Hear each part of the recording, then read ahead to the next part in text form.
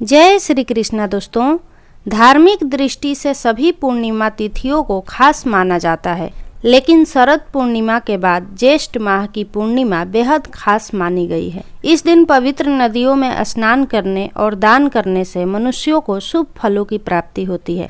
तो आइए सुनते हैं पूर्णिमा व्रत की कथा। द्वापर युग में एक समय की बात है कि यशोदा जी ने कृष्ण से कहा, हे कृष्ण, तुम सारे संसार के उत्पन्नकर्ता तथा पालनहारी हो। आज कोई ऐसा व्रत मुझसे कहो जिसके करने से मृत्यु लोक में स्त्रियों को विधवा होने का भय न रहे तथा यह व्रत सभी मनुष्यों की मनोकामनाएं पूर्ण करने वाला हो। श्री कृष्ण कहने लगे, हे माता, तुमने अति सुंदर प्रश्न किया है। मैं तुमसे ऐसे ही व्रत को सविस्तार कहता हूँ। सौभाग्य की प्राप्ति के लिए स्त्रियों को 32 पूर्णमासियों का व्रत करना चाहिए। इस व्रत के करने से स्त्रियों को सौभाग्य संपत्ति मिलती है। यह व्रत अचल सौभाग्य देने वाला एवं भगवान शिव के प्रति मनुष्य मात्र की भक्ति को बढ़ाने वाला है। यशोदा जी कहने लगी, हे कृष्ण, सर्वप्रथम इस व्रत को मृत्यु लोक में किसने किया था, इसके विषय में विस्तार पूर्वक मुझसे कहो। श्री कृष्ण जी कहने लगे कि इस भूमंडल पर एक अत्यंत प्रसिद्ध राजा चंद्रहास से पालित अनेक प्रकार के रत्नों से परिपूर्ण कातिका नाम की एक नगरी थी। वहां पर धनेश्वर नाम का एक ब्राह्मण था और उसकी स्त्री अति सुशीला रूपवती थी। दोनों ही उस नगरी में बड़े प्रेम के साथ रहते थे। घर में धन धान्य आदि की कमी नहीं थी। उनको एक बड़ा दुख था कि उनके कोई संतान नहीं थी। इस दुख से वह अत्यंत दुखी रहते थे। एक समय एक बड़ा तपस्वी योगी उस नगरी में आया। वह योगी उस ब्राह्मण के घर को छोड़कर अन्य सब घरों से भिक्षा लाकर भोजन किया करता था। रूपवती से वह भिक्षा नहीं लिया करता था। उस योगी ने एक दिन रूपवती से भिक्षा न लेकर किसी अन्य घर से भिक्षा लेकर गंगा किनारे जाकर भिक्षान को प्रेम पूर्वक खा रहा था कि धनेश्वर ने योगी का यह सब कार्य किसी प्रकार से देख लिया। अपनी भिक्षा के अनादर से दुखी होकर धनेश्वर योगी से बोला, महात्मन, आप सब घरों से भिक्षा लेते हैं, परंतु मेरे घर की भिक्षा कभी भी नहीं लेते। इसका कारण क्या है? योगी ने कहा कि निसंतान के घर की भीख पतितों के अन्न के तुल्य होती है, और जो पतितों का अन्न खाता है वह भी पतित हो जाता है। क्योंकि तुम निसंतान हो, अतः पतित हो जाने के भय से मैं तुम्हारे घर की भिक्षा नहीं लेता हूँ। धनेश्वर यह बात सुनकर अपने मन में बहुत दुखी हुआ और हाथ जोड़कर योगी के पैरों पर गिर पड़ा तथा अंतर्भाव से कहने लगा, हे महाराज, यदि ऐसा है तो आप मुझको पुत्र प्राप्ति का उपाय बताइए। आप सर्वज्ञ हैं, मुझ पर अवश्य ही यह कृपा कीजिए। धन की मेरे घर में कोई कमी नहीं, परंतु मैं पुत्र न होने के कारण अत्यंत दुखी हूँ। आप मेरे इस दुख का हरण करें, आप सामर्थ्यवान हैं। यह सुनकर योगी कहने लगे, हे ब्राह्मण, तुम चंडी की आराधना करो। घर आकर उसने अपने स्त्री से सब वृतांत कहा और स्वयं तप के निमित्त वन में चला गया। वन में जाकर उसने चंडी की उपासना की और उपवास किया। चंडी ने 16वें दिन उसको स्वप्न में दर्शन दिया और कहा, हे धनेश्वर, जा, तेरा पुत्र होगा, परंतु वह 16 वर्ष की आयु में ही मृत्यु को प्राप्त हो जाएगा। यदि तुम दोनों स्त्री पुरुष 32 पूर्णमासियों का व्रत विधि पूर्वक करोगे तो वह दीर्घायु होगा। जितनी तुम्हारी सामर्थ्य हो, आटे के दिए बनाकर शिव जी का पूजन करना, परंतु पूर्णमासी को 32 पूर्णिमा व्रत हो जाने चाहिए। प्रातः काल होने पर इस स्थान के समीप ही तुम्हें एक आम का वृक्ष दिखाई देगा। उस पर तुम चढ़कर एक फल तोड़कर शीघ्र अपने घर चले जाना। अपनी स्त्री से सब वृतांत कहना। ऋतु स्नान के पश्चात वह स्वच्छ होकर श्री शंकर जी का ध्यान करके उस फल को खा लेगी। तब शंकर भगवान की कृपा से उसका गर्भ ठहर जाएगा। जब वह ब्राह्मण प्रातः काल उठा तो उसने उस स्थान के पास ही एक आम का वृक्ष देखा, जिस पर एक अत्यंत सुंदर आम का फल लगा हुआ। उस ब्राह्मण ने उस आम के वृक्ष पर चढ़कर उस फल को तोड़ने का प्रयत्न किया, परंतु वृक्ष पर कई बार प्रयत्न करने पर भी वह न चढ़ पाया। तब तो उस ब्राह्मण को बहुत चिंता हुई और विघ्न विनाशक श्री गणेश जी की वंदना करने लगा। हे दयानिधे, अपने भक्तों के विघ्नों का नाश करके उनके मंगल कार्य को करने वाले, दुष्टों का नाश करने वाले, रिद्धि सिद्धि के देने वाले, आप मुझ पर कृपा करके इतना बल दें कि मैं अपने मनोरथ को पूर्ण कर सकूं। इस प्रकार गणेश जी की प्रार्थना करने पर उनकी कृपा से धनेश्वर वृक्ष पर चढ़ गया और उसने एक अति सुंदर आम का फल देखा। उसने विचार किया कि जो वरदान से फल मिला था वह यही है और कोई फल दिखाई नहीं देता। उस धनेश्वर ब्राह्मण ने जल्दी से उस फल को तोड़कर अपनी स्त्री को लाकर दिया और उसकी स्त्री ने उस फल को खा लिया और वह गर्भवती हो गई। देवी जी की असीम कृपा से उसे एक अत्यंत सुंदर पुत्र उत्पन्न हुआ, जिसका नाम उन्होंने देवीदास रखा। माता पिता के हर्ष और शोक के साथ वह बालक शुक्ल पक्ष के चंद्रमा की भांति अपने पिता के घर में बढ़ने लगा। भवानी की कृपा से वह बालक बहुत ही सुंदर, सुशील और विद्या पढ़ने में बहुत ही निपुण हो गया। दुर्गा जी की आज्ञा अनुसार उसकी माता ने 32 पूर्णिमा का व्रत रखना प्रारंभ कर दिया था, जिससे उसका पुत्र बड़ी आयु वाला हो जाए। 16वां वर्ष लगते ही देवीदास के माता पिता को बड़ी चिंता हो गई कि कहीं उनके पुत्र की इस वर्ष मृत्यु न हो जाए। इसलिए उन्होंने अपने मन में विचार किया कि यदि यह दुर्घटना उनके सामने हो गई तो वे कैसे सहन कर सकेंगे। इसलिए उन्होंने देवीदास के मामा को बुलाया और कहा कि हमारी इच्छा है कि देवीदास 1 वर्ष तक काशी में जाकर शिक्षा ग्रहण करे और उसको अकेला भी नहीं छोड़ना चाहिए। इसलिए साथ में तुम चले जाओ और 1 वर्ष के पश्चात इसको वापस लौटा लाना।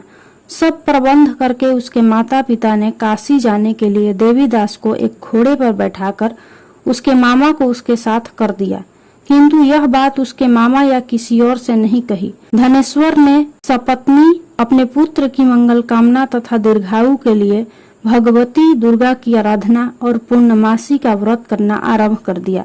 इस प्रकार बराबर 32 पूर्णमासी का व्रत पूरा किया। कुछ समय बाद एक दिन वह दोनों मामा और भांजा मार्ग में रात्रि बिताने के लिए किसी गांव में ठहरे हुए थे। उस दिन उस गांव में एक ब्राह्मण की अत्यंत सुंदरी, सुशीला, विदुषी और गुणवती कन्या का विवाह होने वाला था। जिस धर्मशाला के अंदर वर और उसकी बारात ठहरी हुई थी, उसी धर्मशाला में देवीदास और उसके मामा भी ठहरे हुए थे। संजोगवश कन्या को तेल आदि चढ़ाकर मंडप आदि का कृत्य किया गया तो लग्न के समय वर को धनुर्वात हो गया। इसलिए वर के पिता ने अपने कुटुंबियों से परामर्श करके निश्चय किया कि यह देवीदास मेरे पुत्र जैसा ही सुंदर है, मैं इसके साथ ही लग्न करा दूं और बाद में विवाह के अन्य कार्य मेरे लड़के के साथ हो जाएंगे। ऐसा सोचकर देवीदास के मामा से जाकर बोला कि तुम थोड़ी देर के लिए अपने भांजे को हमें दे दो, जिससे विवाह के लग्न का सब काम सुचारू रूप से हो सके। तब उसका मामा कहने लगा कि जो कुछ भी मधु पर्क आदि कन्यादान के समय वर को मिले वह सब हमें दे दिया जाए, तो मेरा भांजा इस बारात का दूल्हा बन जाएगा। यह बात वर के पिता द्वारा स्वीकार कर लिए जाने के बाद मामा ने अपने भांजा को दूल्हा बनाकर भेज दिया और उसके साथ सब विवाह कार्य रात्रि में विधि पूर्वक संपन्न हो गया। पत्नी के साथ वह भोजन न कर सका और अपने मन में सोचने लगा कि न जाने यह किसकी स्त्री होगी। वह एकांत में यहीं बैठकर सोचने लगा और उसकी आंखों में आंसू आ गए। तब वधू ने पूछा कि क्या बात है, आप इतने उदासीन व दुखी क्यों हैं? तब उसने सब बातें जो वर के पिता व उसके मामा में हुई थी उसको बतला दी। तब कन्या कहने लगी कि यह ब्रह्म विवाह के विपरीत कैसे हो सकता है? देव, ब्राह्मण और अग्नि के सामने मैंने आपको ही अपना पति बनाया है, इसलिए आप ही मेरे पति हैं। मैं आपकी ही पत्नी रहूंगी, किसी अन्य की कदापि नहीं। तब देवीदास ने कहा, ऐसा मत कहिए, क्योंकि मेरी आयु बहुत थोड़ी है। मेरे पश्चात आपकी क्या गति होगी, इन बातों को अच्छी तरह विचार लो। परंतु वह दृढ़ विचार वाली थी। बोली कि जो आपकी गति होगी वही मेरी गति होगी। हे स्वामी, आप उठिए और भोजन करिए, आप निश्चय ही भूखे होंगे। इसके बाद देवीदास और उसकी पत्नी दोनों ने भोजन किया तथा शेष रात्रि वे सोते रहे। प्रातः काल देवीदास ने अपनी पत्नी को 3 नगों से जड़ी हुई एक अंगूठी दी, एक रुमाल दिया और बोला, हे प्रिय, इसे लो और संकेत समझकर स्थिर चित्त हो जाओ। मेरा मरण और जीवन जानने के लिए एक पुष्प वाटिका बना लो, उसमें सुगंधी वाली एक नव मल्लिका लगा लो, उसको प्रतिदिन जल से सिंचा करो और आनंद के साथ खेलो कूदो तथा उत्सव मनाओ। जिस समय और जिस दिन मेरा प्राणांत होगा ये फूल सूख जाएंगे और जब ये फिर हरे हो जाएं तो जान लेना कि मैं जीवित हूँ। यह बात निश्चय करके समझ लेना, इसमें कोई संशय नहीं है। यह समझाकर वह चला गया। प्रातः काल होते ही वहां पर गाजे बाजे बजने लगे और जिस समय विवाह के कार्य समाप्त करने के लिए वर तथा सब बाराती मंडप में आए तो कन्या ने वर को भली प्रकार से देखकर अपने पिता से कहा कि यह मेरा पति नहीं है, मेरा पति वही है जिसके साथ रात्रि में मेरा पाणी ग्रहण हुआ था।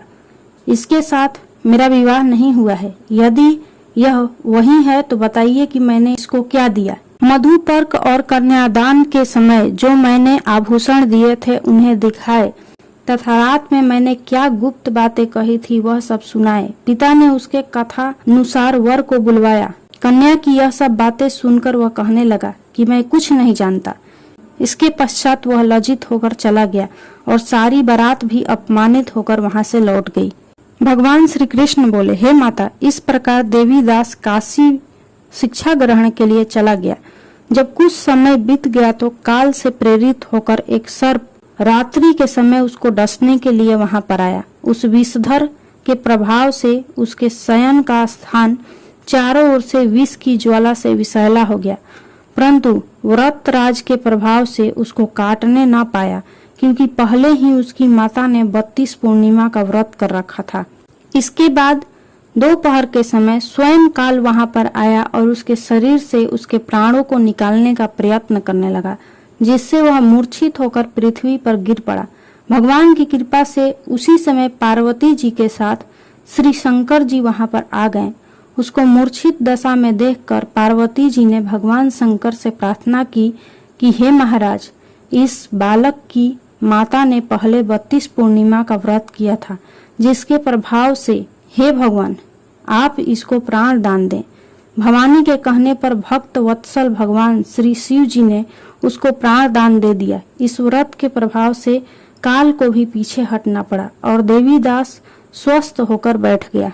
उधर उसकी स्त्री उसके काल की प्रतीक्षा किया करती थी। जब उसने देखा कि उस पुष्प वाटिका में पत्र पुष्प कुछ भी नहीं रहे तो उसको अत्यंत आश्चर्य हुआ और जब वह वैसी ही हरी भरी हो गई तो वह जान गई कि वह जीवित हो गए हैं। यह देखकर वह बहुत प्रसन्न मन से अपने पिता के कहने लगी कि पिताजी, मेरे पति जीवित हैं, आप उनको ढूंढिए। जब 16वां वर्ष व्यतीत हो गया तो देवीदास भी अपने मामा के साथ काशी से चल दिया। इधर उसे ससुर उसको ढूंढने के लिए अपने घर से जाने ही वाले थे कि वह दोनों मामा भांजा वहां पर आ गए। उसको आया देखकर उसका ससुर बड़ी प्रसन्नता के साथ अपने घर में ले आया। उस समय नगर के निवासी भी वहां इकट्ठे हो गए और सबने निश्चय किया कि अवश्य ही इसी बालक के साथ इस कन्या का विवाह हुआ था। उस बालक को जब कन्या ने देखा तो पहचान लिया और कहा कि यह तो वही है जो संकेत करके गया था। तब सभी लोग कहने लगे कि अच्छा हुआ जो यह आ गया, और सब नगरवासियों ने आनंद मनाया। कुछ दिन बाद देवीदास अपनी पत्नी और मामा के साथ अपने ससुर के घर से बहुत सा उपहार लेकर अपने घर के लिए निकला। जब वो अपने गांव के निकट आ गया तो कई लोगों ने उसको देखकर उसके माता पिता को पहले ही जाकर खबर दे दी कि तुम्हारा पुत्र देवीदास अपनी पत्नी और मामा के सहित आ रहा है। ऐसा समाचार सुनकर पहले तो उन्हें विश्वास ही नहीं हुआ, किंतु जब और लोगों ने भी आकर उनकी बात का समर्थन किया तो उनको बड़ा आश्चर्य हुआ। लेकिन थोड़ी देर में देवीदास ने आकर अपने माता पिता के चरणों में अपना सिर रखकर प्रणाम किया और उसकी पत्नी ने अपने सास ससुर के चरणों को स्पर्श किया तो माता पिता ने अपने पुत्र और पुत्र वधू को अपने हृदय से लगा लिया और दोनों की आंखों से खुशी के आंसू बहने लगे। अपने पुत्र और पुत्र वधू के आने की खुशी में धनेश्वर ने बड़ा भारी उत्सव किया और ब्राह्मणों को भी बहुत सी दान दक्षिणा देकर प्रसन्न किया। श्री कृष्ण जी कहने लगे कि इस प्रकार धनेश्वर 32 पूर्णिमाओं के व्रत के प्रभाव से पुत्रवान हो गया। जो भी स्त्रियां इस व्रत को करती हैं वे जन्म जन्मांतर में वैधव्य का दुख नहीं भोगती और सदैव सौभाग्यवती रहती हैं। यह मेरा वचन है, इसमें कोई संदेह नहीं मानना। यह व्रत पुत्र पौत्रों को देने वाला तथा संपूर्ण मनोकामनाओं को पूर्ण करने वाला है। 32 पूर्णिमाओं के व्रत करने से व्रती की सब इच्छा भगवान शिव जी की कृपा से पूर्ण हो जाती है। बोलिए श्री कृष्ण भगवान की जय।